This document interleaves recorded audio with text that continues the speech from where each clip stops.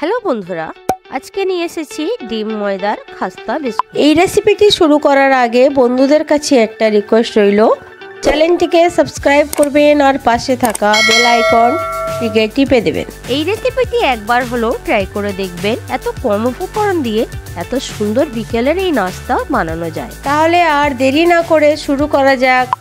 ডিম, চিনি, ময়দা, রিফাইন্ড তেল, আমল দুধ, খাবার সোডা, ঘি আর নিয়েছি নুন। প্রথমে একটা বড় বোল নিলাম, তার মধ্যে 3টে ডিম ফাটিয়ে দিলাম।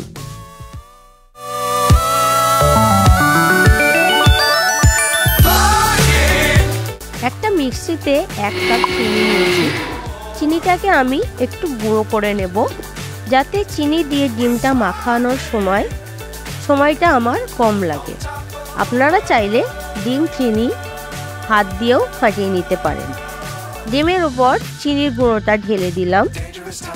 এবার মিশ্রণটিকে ভালো করে ফেটে নেব। মিশ্রণটি ফাটানো আমার হয়ে গেছে। এবার দিয়ে দেব অল্প নুন,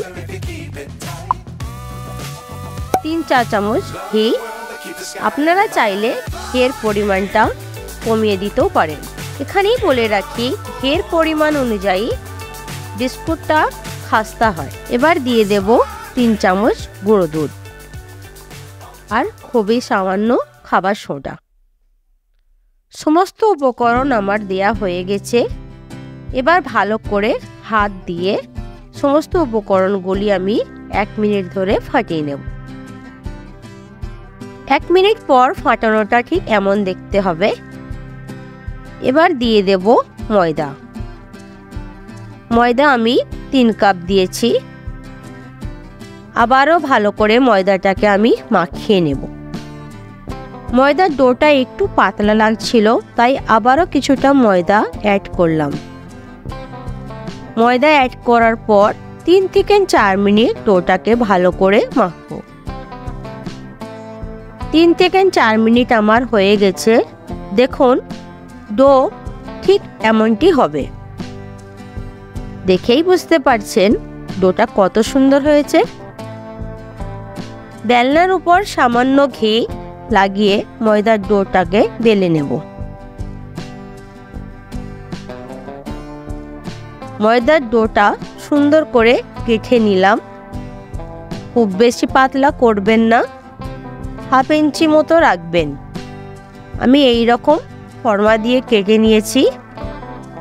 আপনারা চাইলে পিস করে নিতেও পারেন, কিংবা গ্লাস দিয়েও কেটে নিতে পারেন। বিস্কিটগুলো পিস করা আমার হয়ে গেছে। এবার বিস্কিটগুলোকে আমি ভেজে নেব। গ্যাসের উপর একটা ফ্রাই প্যান বসিয়ে দিলাম। দিয়ে দেব কিছুটা তেল আর দিয়ে দেব সামান্য ঘি। গ্যাসের ফ্লেমটা এই সময় আস্তে করে তেলটা গরম হতে দেব। তেলটা আমার গরম হয়ে গেছে। বিস্কুটগুলোকে আমি ভেজে নেব। খুব বেশি জোর আঁচে ভাজা যাবে না। বিস্কুটগুলো আস্তে আঁচে ভেজে নিতে হবে। জোর আঁচে ভাজলে বিস্কুটগুলোর উপর থেকে কালার ধরে নেবে, ভিতরে কিছু কাঁচা থেকে যাবে। 1 মিনিট পর বিস্কুটগুলোকে একটু উল্টে দেব। খুবই সাবধানে উল্টাবেন, না হলে বিস্কুটগুলো ভেঙে যাবে। যত ভালোবাসা আপনি রান্নাতে দেখাবেন, রান্না খেয়ে কিন্তু তারা ততটাই আপনাকে ভালোবাসা দেখাবে। কি বন্ধুরা, ঠিক বলছি তো? বিস্কিটগুলোকে আবারও উল্টে দেব। বিস্কিটগুলো ভাজা আমার হয়ে গেছে। দেখুন কত খাস্তা হয়েছে। এইভাবে বাকি বিস্কিটগুলোকে আমি ভেজে নেব।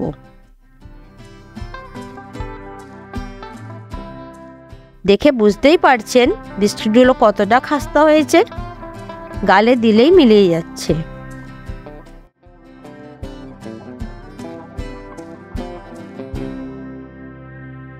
ভিডিওটি দেখার জন্য সকলকে ধন্যবাদ।